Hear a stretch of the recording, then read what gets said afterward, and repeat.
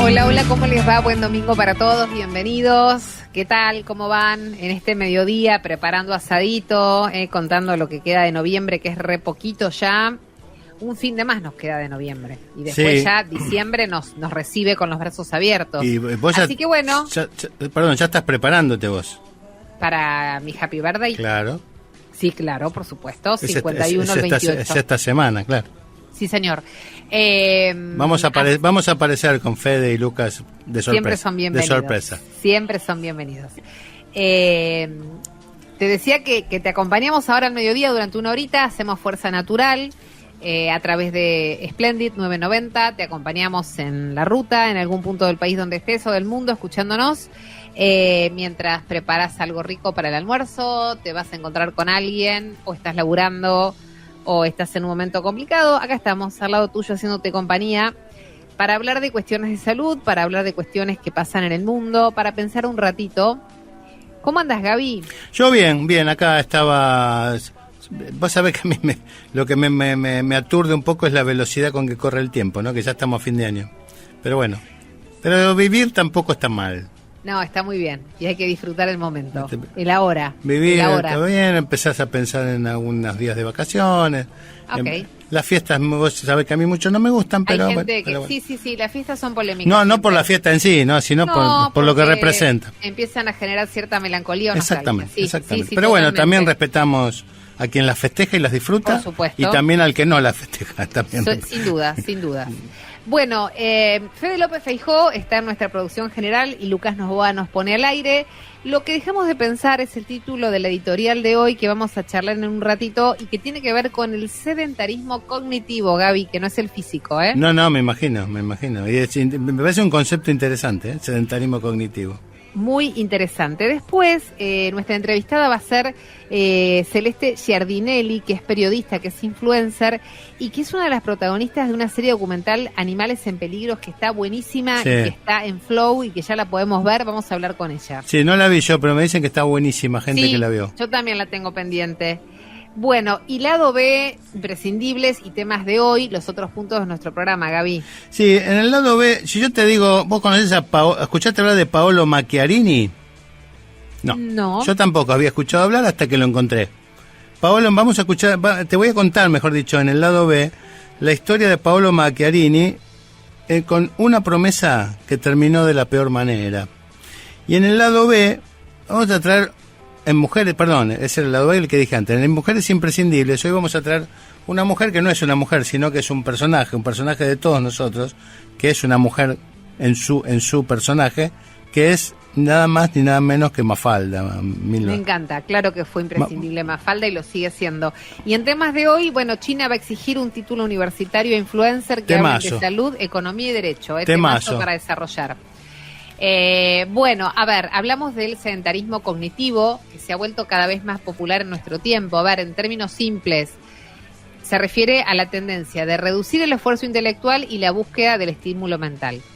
Esto es cuando evitamos actividades que requieren atención, resolución de problemas o de aprendizaje. Claro, la llegada de la inteligencia artificial puso el foco sobre este fenómeno.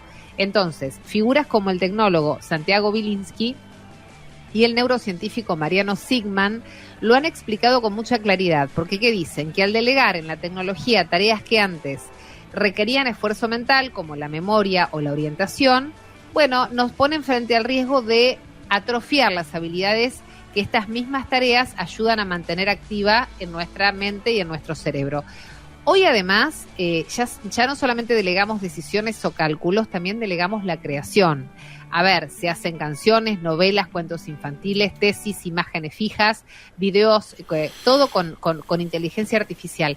Y muchos de los contenidos que vemos a diario en redes ya no fueron hechos por personas, sino también generados por sistemas automáticos. Entonces, la paradoja es que al dejarle cada vez más cosas a la tecnología, lo que ganamos en comodidad lo podríamos estar perdiendo en capacidad para hacerlas por nosotros mismos. Ahí es donde aparece el sedentarismo cognitivo, que no se expresa solo en grandes decisiones, se cuela en cositas cotidianas. Delegar la memoria, por ejemplo, de que agendamos todo en el celular. Ya no recordamos números de teléfonos, antes sabíamos los números de memoria de los familiares, de los amigos, cuando había teléfonos fijos, ¿no? Bien. Orientación. Yo, olvídate, estoy perdida. Soy re desorientada. El GPS me sacó la capacidad que me quedaba chiquitita de intentar ubicarme en algún lugar. Obviamente vas detrás de lo que el GPS te indica. El esfuerzo de la búsqueda. Ante una duda, recurrimos inmediatamente al buscador de la inteligencia artificial en lugar de intentar recordarlo o pensarlo. Aceptar contenido sin filtro, es decir, estamos consumiendo información o entretenimiento por lo general sin analizar ni pausar, va así directamente como viene y lo tomamos como viene. Y por otro lado, evitamos el esfuerzo creativo, dejamos que una herramienta redacte o proponga ideas antes de intentarlo por cuenta propia.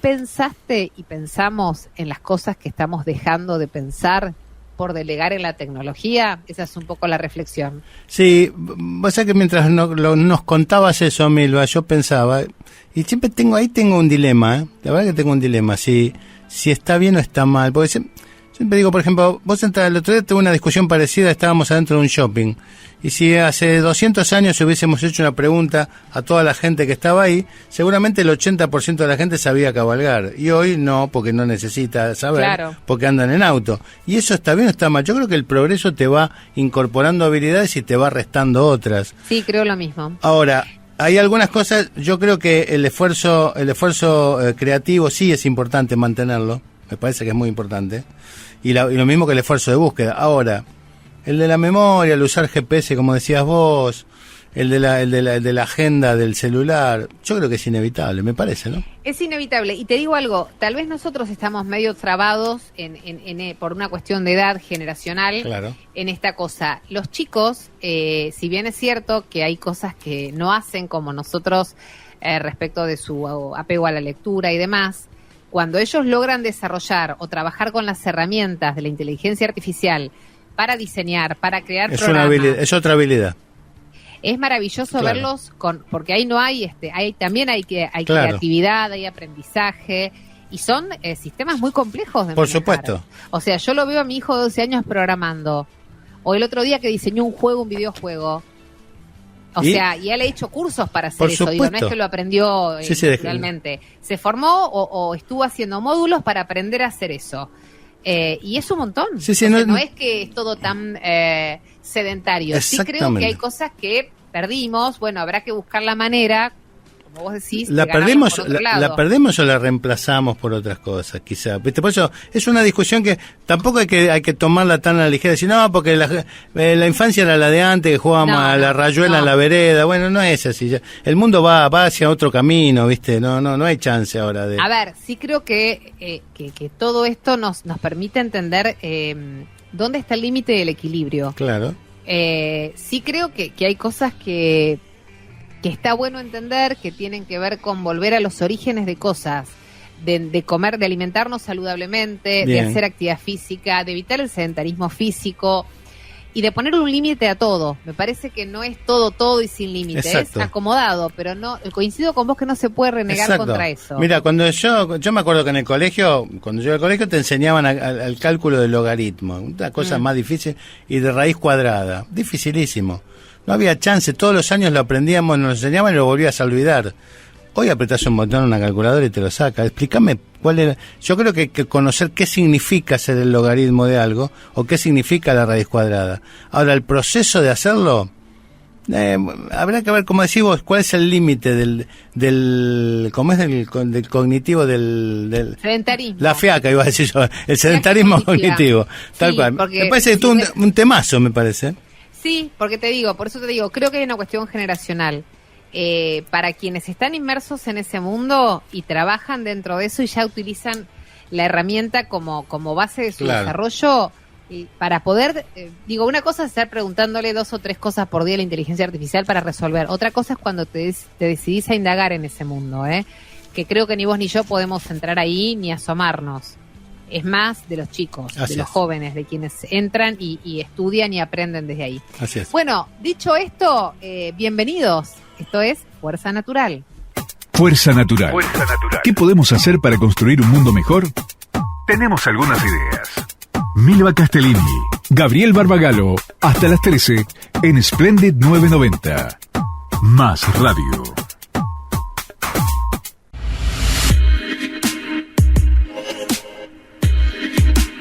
Bueno, te lo anticipamos en la apertura. Hay un documental muy copado para ver en Flow que se llama Animales en Peligro. Es una aventura producida por Greenpeace y Cimarrón. Y Celeste Giardinelli recorre distintos rincones de Sudamérica para mostrarnos muy de cerca a especies que están en peligro de verdad de extinción y conocer a quienes las protegen. ¿Cómo estás, Celeste? Placer enorme charlar con vos. Hola, ¿cómo van? Qué alegría, me pone muy contenta también estar en esta mesa. Bueno, nosotros también. Contanos cómo fue que llegaste a este documental. Mira, el documental fue grabado hace un par de años. Yo era muy chiquita, tenía 20 cuando lo grabamos y ya trabajaba en Buenos Aires. Empecé a trabajar a los 18 y si bien siempre me dediqué al periodismo, en esa época yo hacía periodismo de tecnología. Ajá. ¿Qué podía tener que ver la tecnología con la naturaleza? La verdad es que nada. Pero justo Greenpeace estaba en la búsqueda de perfiles de personas que no estén tan metidos en estos temas más bien ambientalistas, porque lo que querían era ver qué pasaba, casi como si fuese un experimento, si personas que por ahí no estaban metidas en estos temas conocían a estos animales, conocían a quienes trabajan de protegerlos, y ver qué ocurría con eso, qué cambios generaban. Bueno, la realidad es que yo un día estaba en el trabajo normal y recibí un email que decía: hola Celeste, te contacto desde Greenpeace y en parte de Cimarrón, estamos interesados en hacer este documental. Me mandaron un brief y me dijeron: decime si podés tener una reunión. Imagínate la emoción. Me imagino. Pero a ver, yo no te voy a quitar méritos ni mucho menos. No creo que haya sido una casualidad ni que haya sido generación espontánea. Algo han visto, han analizado de tu corta trayectoria, porque tenías 20 años cuando empezaste con... Tampoco, a ver, el que te escucha piensa que tenés muchísimos más, tenés un poquito más, 2 o 3 más tenés, así que no... Digamos, sí, tengo 23. Por eso, porque digo, no, yo era mucho más chica, bueno, 3 años menos tenía. Correcto, pero ¿qué fue lo que... ¿Cuál fue tu elemento, digamos, que favoreció a que te llamara la gente de Greenpeace o Cimarrón? Mira, yo creo que en esa época habían 2 cosas. La primera, yo soy chaqueña. Ajá. Y uno de los episodios... Bueno, tenés un apellido célebre del Chaco, ¿no? Por supuesto. Es la hija de Mempo Giardinelli, el escritor chaqueño y argentino, obviamente. Así es. Y papá a mí me inculcó mucho desde muy chiquita el ir al monte, el conocer a nuestros animales. Lo que me pasó fue que cuando me mudé a los 18 a la gran ciudad, me desconecté un poco de esa vida natural. Pero ¿por qué llegaron a mí? Yo eso fue lo primero que pregunté en aquella reunión. Y me contaron 2 cosas. La primera, un tiempito antes, Canal Encuentro me había contactado para grabar un documental. Ahora sí, dale. Sobre la historia de mi provincia. Bien, muy bien. Y ahí yo había agarrado un poco de experiencia en esto de los rodajes. Y la segunda es la pura casualidad. Cimarrón es una productora de cine uruguaya. Ajá. Y uno de los productores, quien estaba haciendo la búsqueda de los perfiles de cada país para este documental, le preguntó a su sobrino argentino que a quién seguía en Instagram. Yo tenía 17.000 seguidores, pero uno de esos 17.000 era el sobrino de un productor que le dijo: yo la sigo a esta chica y no habla de esos temas, pero por ahí te sirve. Y entonces este productor se contactó. Es fantástica la historia, es fantástica la historia. Para mí es la demostración más clara de que uno nunca sabe a quién le está hablando en internet. Exactamente. En todos lados. Nunca sabes hasta dónde llegás, nunca sabes quién te está viendo. Es increíble. Esas cosas sorprenden muchísimo. Y Celeste, que te esté viendo justo el sobrino de 17 de un productor. Claro, sí. Claro. Sí, pasan esas cosas y no son casuales. Es el momento y el lugar indicado. O estar en el tiempo necesario, digamos. Bien, y de ahí entonces te sumás a esto y contanos acerca del documental, la obra, digamos. ¿Con qué nos encontramos?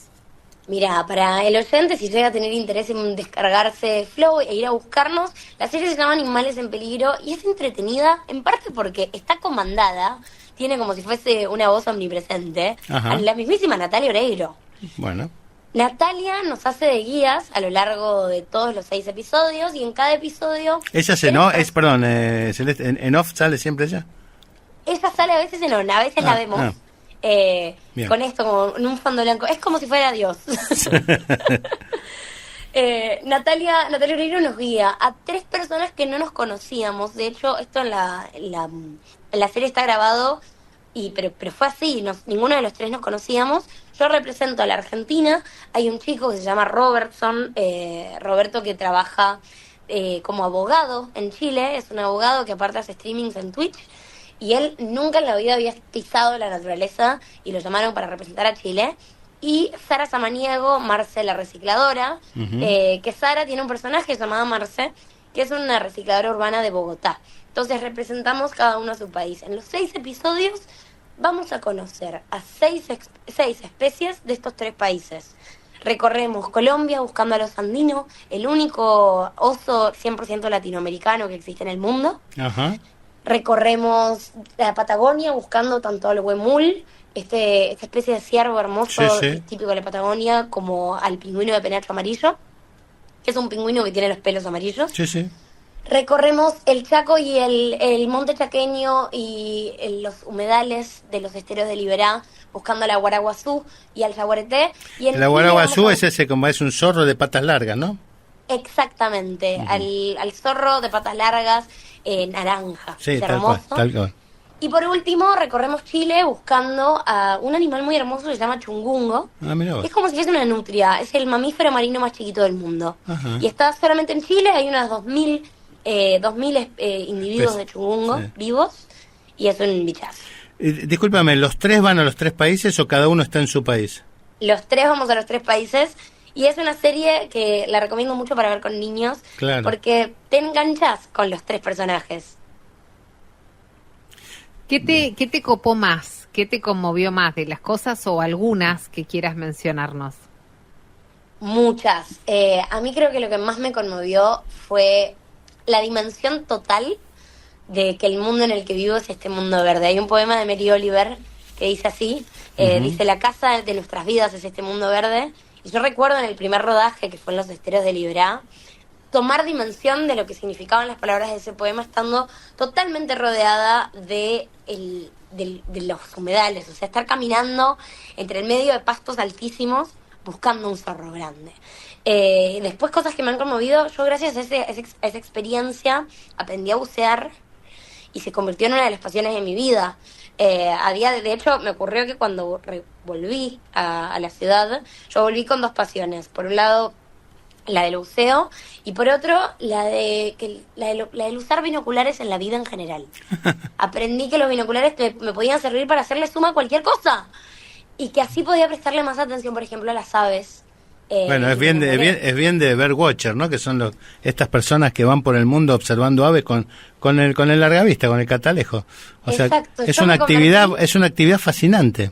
Es maravilloso, yo me convertí en una birdwatcher total. De hecho, me ocurrió que venía los sábados a la Reserva Ecológica de Costanera Sur, ahí nomás en Puerto Madero, y quedé tan enamorada que éramos 20 viejitas y yo con el catalejo mirando aves. No te quiero ni preguntar la edad de las viejitas, porque me vas a hacer enojar. Seguro que tenían la edad mía. No, es una broma y está bien. Soy mucho mayor que vos, así que me parece fantástico esta experiencia que hiciste. Decime, Celeste, después que grabaste el documental, ¿qué sentiste que cambió en vos? Todo. Yo me convertí en una persona que aprendió a observar. Ajá. Y que aprendió a no solamente a observar, sino a valorar lo que observaba. Uh-huh. A mí el documental me enseñó lo conectadas que están las cosas entre sí. Y eso es hermoso porque te hace tomar dimensión de lo chiquito que es uno, pero también de lo fuerte que uno puede ser si se organiza. En el documental conocemos varios casos de cómo comunidades organizadas contribuyen también al rescate de algunas especies.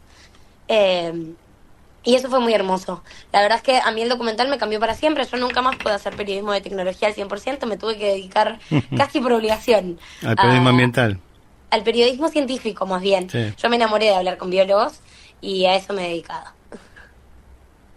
Celes, viste que hay como una corriente muy de moda y lamentable, por lo menos para mí, de negacionismo de todo esto que pasa, ¿no? De querer fingir demencia ante lo que es lamentablemente irremediable, que podemos mejorarlo de acá para adelante, pero lo que perdimos, lo perdimos ya.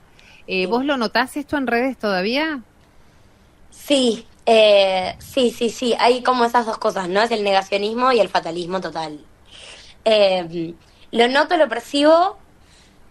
me hago preguntas respecto a cómo se puede luchar contra ello, y me parece que el primer camino es el de encontrar, así como contamos todos los problemas, contar posibles soluciones. Yo creo que hay una tendencia que quizás fue un pecado de los últimos años, la de hacer las declaraciones de todos estos problemas que hay sin propuestas concretas de qué se puede hacer. Bien. Y creo que hay organizaciones, Greenpeace es una de ellas, que un poco están empezando a ofrecer algunas propuestas concretas. Un caso simple, ahora mismo estamos al momento de estar teniendo esta entrevista, un caso que está en boca de muchos es el de una yaguareté liberada el 5 de octubre en el Parque Nacional Impenetrable por un proyecto muy grande de rewilding, que fue asesinada. Y que hace un par de días apareció su collar de rastreo hundido en el río Bermejo, y que ahora todas las teorías apuntan, todas las evidencias apuntan a que fue asesinada por cazadores.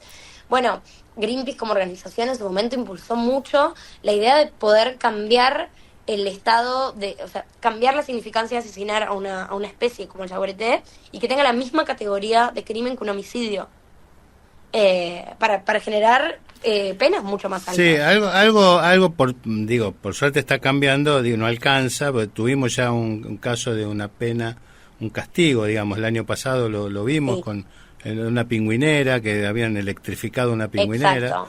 O sea, y siempre está Greenpeace metido en el medio, y por suerte, ¿no? Porque es la organización que más visibiliza este tipo de crímenes, porque no dejan de ser crímenes no solo al medio ambiente, sino a ese individuo de esa especie, ¿no? Y lo de el yaguareté, nosotros hasta en algún momento hasta festejamos también que se estaban liberando ya especies que habían sido recuperadas, o sea, el rewilding. Es así. Bueno, el capítulo 5 se trata justo de ese caso. Mira vos. No es el mismo caso, ¿no? El que ahora fue asesinado, ¿sí? No, pero sí es de la misma organización. Podría ser. Trabajamos con la misma organización, con Rewilding. Sí, de hecho una cosa muy linda de la serie es que es muy colaborativa. Ya podemos ver, decía, este documental en Flow, ya está disponible, ¿verdad? Sí. Sabemos que tenés que seguir con tus compromisos. ¿Algo que nos quieras decir para el cierre? Lo primero que les quiero decir es gracias por el espacio, lo valoro un montón, de verdad. Y qué bonito, y ojalá que lo vean. Al oyente me gustaría decirle, claro. Ojalá que no se la pierdan, que realmente es una serie hermosa en un contexto de uno acostumbra todo el tiempo ver series de naturaleza en África y en continentes lejanos. Hay algo muy valioso y de hacer soberanía, de hablar sobre nuestra región, nuestros animales. Te hago una cortita. ¿Disfrutaste la misión esta que estuvo el CONICET de submarina? Muchísimo. ¿No? Qué distinto que fue eso, ¿eh? Muy distinto. Yo trabajé mucho personalmente con los científicos en su momento haciendo difusión de ese caso, y la verdad es que para mí ha sido un refresco. Un mundo totalmente diferente, ¿no? Que desconocía. Yo personalmente, o que el denominador común de la gente desconoce, ¿no? Así es. Ha sido realmente hermoso. Celeste, abrazo enorme, gracias por este ratito. Vamos a ver el documental Animales en Peligro, que ya se puede ver en Flow, y despedimos a Celeste Giardinelli, periodista e influencer y una de las protagonistas de esta serie documental. Abrazo enorme. Muchas gracias, adiós. Nos vemos. Bueno, acordate que lo produce Greenpeace con Cimarrón, y que Celeste es parte de quienes recorren distintos puntos de Sudamérica para mostrarnos de cerca las especies que están en extinción y realmente quienes las protegen. Exacto. Hacemos una pausa, Gaby, ¿te parece? Sí, por supuesto, recordando que los reportajes, las notas, las entrevistas quedan para siempre en YouTube, en @Fuerza Natural Radio. Pausa, noticias, vamos. Fuerza Natural. Cambia el chip. Descubre. Innova. Transforma. Milva Castellini. Gabriel Barbagalo.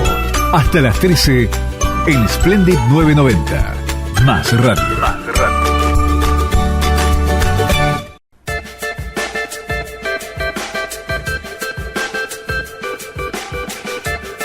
Es tiempo de presentar el lado B del doctor Gabriel Barbagalo, y así lo presentamos.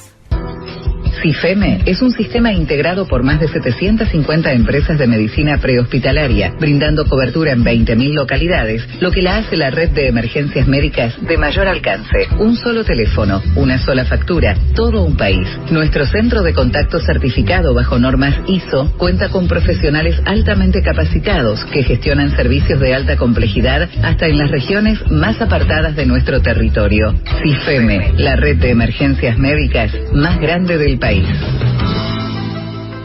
Te decía al principio, si conocías vos y si conocían nuestros oyentes a Paolo Macchiarini, yo no lo conocía, probablemente usted tampoco sepa de quién estoy hablando. Esa misma ignorancia que tenía hasta que indagué un poco sobre esta historia realmente dramática, ¿no? La promesa que terminó de la peor manera. Un personaje que durante muchos años fue considerado un héroe. Cuentan quienes lo conocieron que este cirujano torácico, elegante, carismático, era un hombre que hablaba del futuro con la certeza de un visionario. Decía que la medicina estaba a punto de vencer a la muerte. El sueño era tan grande que nadie quería dudar. Una historia de victoria sobre la muerte que lamentablemente terminó en derrota por demolición. La historia es esta. Paolo Macchiarini nació en Suiza en 1958 y fue formado como médico en Italia. Alcanzó fama internacional por sus audaces experimentos con trasplantes o implantes de tráqueas artificiales creadas con material sintético y células madre. Su propuesta prometía revolucionar la medicina regenerativa, fabricar órganos nuevos y funcionales sin necesidad de donantes.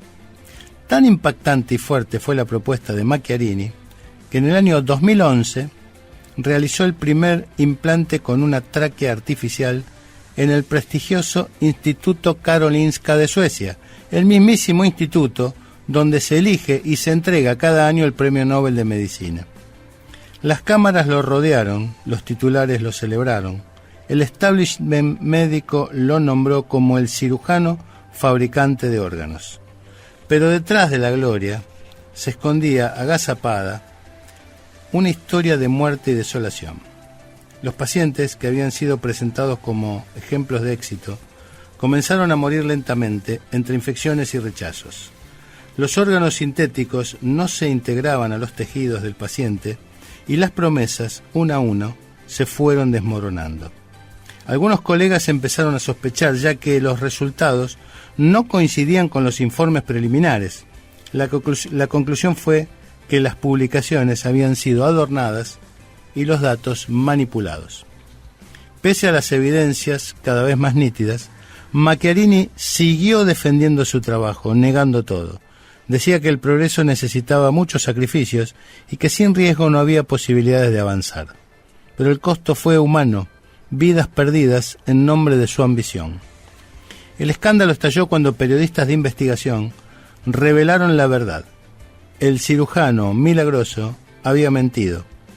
En 2016, una investigación interna del avergonzado Instituto Karolinska de Suecia concluyó que el cirujano había falseado los datos y actuado de forma poco ética.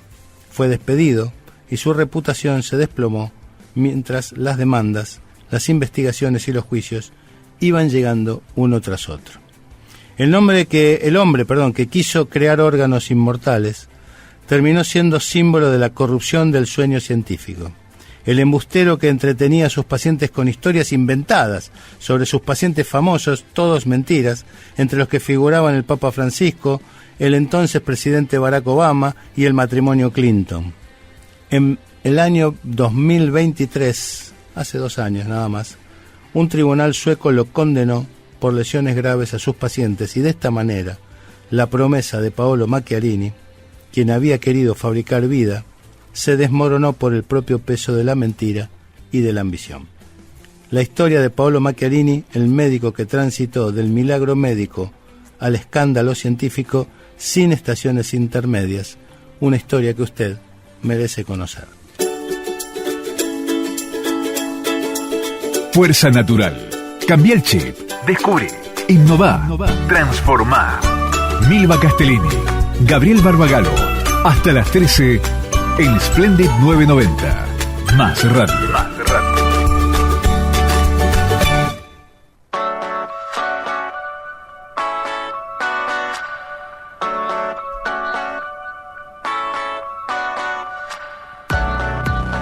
Entre los temas que te planteábamos hoy, hay un título que nos impacta mucho que tiene que ver con que China va a exigir título universitario a los influencers que hablen de salud, de economía y derecho. Es una decisión que no tiene precedentes porque China lo que va a hacer es imponer nuevas reglas para los creadores de contenido digital que traten temas sensibles como medicina, salud, derecho, educación, economía y medio ambiente. A partir de ahora, quienes deseen hablar públicamente sobre estas áreas deberán contar con títulos universitarios, certificaciones técnicas o licencias profesionales que deben ser verificadas por las plataformas antes de permitir la publicación del contenido.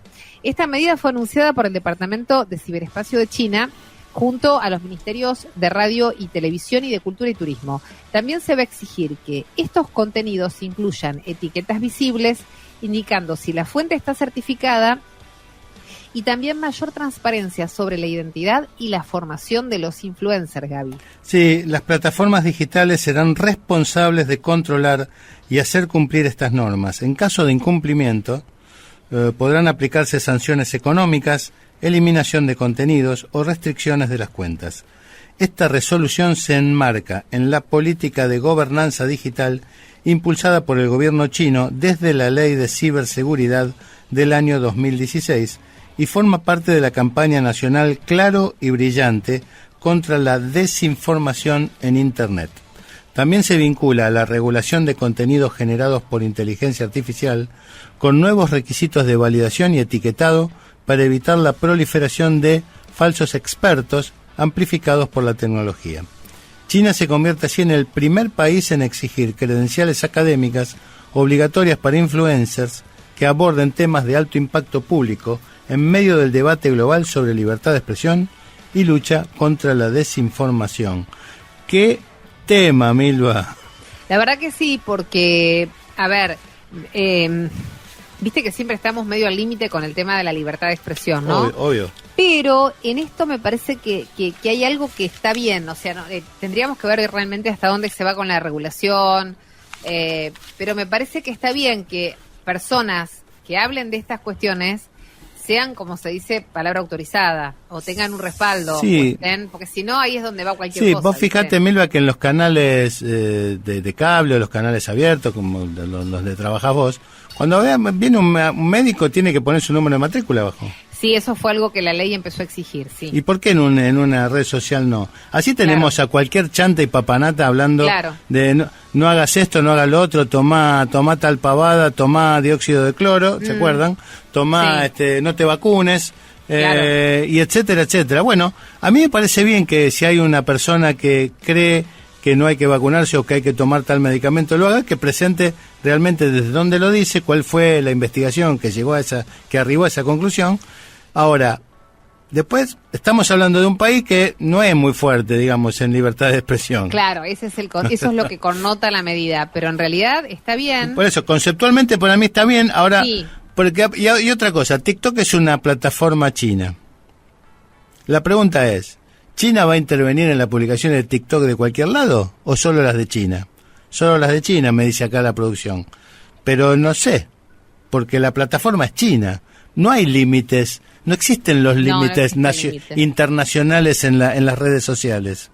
No hay jurisprudencia, no hay jurisdicciones. Me parece que como punto de partida Milva está bueno. Sí, se está planteando. Seguramente habrá que ver cómo se implementa, Gaby, tal cual. Bien. Pero es interesante. Pausa y venimos con imprescindibles, mujeres imprescindibles. Dale, y recordá que todo esto queda siempre en @Fuerza Natural Radio en YouTube.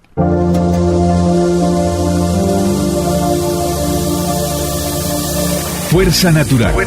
Un momento para reflexionar y adoptar hábitos saludables y sustentables que nos hagan bien a todos. Fuerza Natural. Con Milva Castellini y Gabriel Barbagalo en Splendid 990. Más radio. Fuerza Natural. Cambia el chip. Descubre. Innova. Transforma. Milva Castellini. Gabriel Barbagalo. Hasta las 13 en Splendid 990. Más Radio.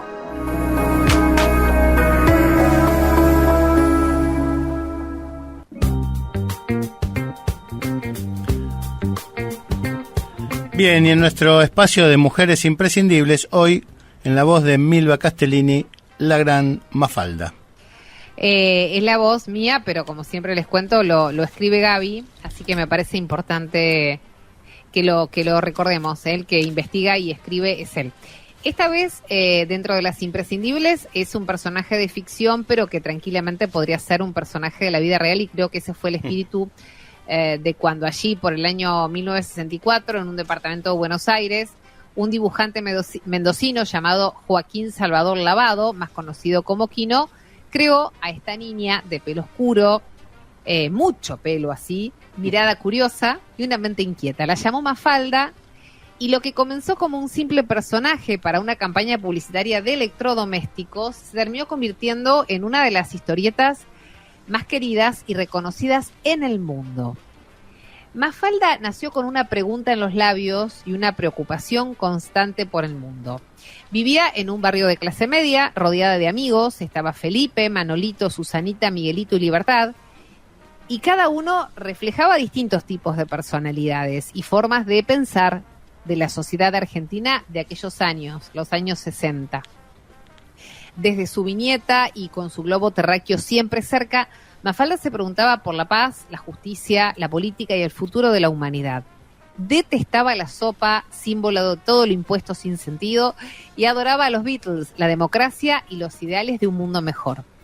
A través de su voz inocente, pero profundamente crítica, Mafalda logró reflejar los conflictos sociales, las tensiones políticas y los sueños de cambio de toda una generación. Mafalda no era solo una niña de historieta, era la conciencia de un país entero. Entre 1964 y 1973, las tiras de Mafalda fueron publicadas en diarios y revistas en Argentina y en otros países. Después se tradujeron a más de 30 idiomas y su figura trascendió fronteras. En 1973, Quino decidió dejar de dibujarla, temiendo que el personaje se volviera una repetición de sí mismo. Sin embargo, Mafalda siguió viva en las páginas, en las calles y en la memoria colectiva. Hoy, más de medio siglo después, Mafalda continúa siendo un símbolo de la libertad de pensamiento, la rebeldía inteligente y el deseo de un mundo más justo. En cada una de sus preguntas resuena la voz de una niña imprescindible que se atreve a decir lo que los adultos eligen callar. Hermosísimo. La verdad que es un prócer nacional para mí, Mafalda. La verdad que sí, y bien elegida entre las mujeres imprescindibles, sí, ¿eh? Sí, porque... y lo particular que fue pensada y fue creada por un hombre, ¿no? Claro. Pero que bueno, fue adelantada a su tiempo, en fin, por eso se convierten en eternas y en imprescindibles. Y no te digo que fue una serendipia, pero casi, porque fue un dibujito que hizo para una marca de electrodomésticos, que nunca salió a la luz. Era algo chiquito que tenía otro objetivo. Sí, exacto. Podríamos linkearlo con eso, ¿no? Con algo que empezó con una intención y terminó con otra. Gaby. Bueno. La verdad que siempre es lindo traer la Mafalda y que esté vigente. Si no fuiste, te invito de nuevo al teatro, si querés. Dale, los viernes, dale, ¿no? Todos los viernes de noviembre. ¿Cuánto queda? Todos los viernes de noviembre, exacto. Un viernes más, sí, dale. Estuvo todos los viernes de noviembre a las 20 horas en el Teatro Multiescena, de Avenida Corrientes 1764, se presenta la obra de Henrik Ibsen, Espectros, con la dirección de Marcelo Cosentino. Avenida Corrientes 1764, Teatro Multiescena, allí donde estaba el cine en Los Ángeles. Vayan, que es un planazo. Bueno, y nosotros nos empezamos a despedir, Gaby. Sí. Vamos a saludarlo, Lucas. Exactamente, a Lucas Novoa, que es nuestro operador técnico, a Federico López Feijó, que es nuestro productor. Yo soy Gabriel Barbagalo. La señora Milva Castellini nos dice que nos vamos, que es un placer enorme hacer Fuerza Natural y que nos encontramos el próximo domingo. Pasalo lindo, disfruta el momento, la vida es hoy. Gracias, equipo hermoso. Nos vemos el próximo domingo. Adiós. ¿Qué le voy a hacer si yo?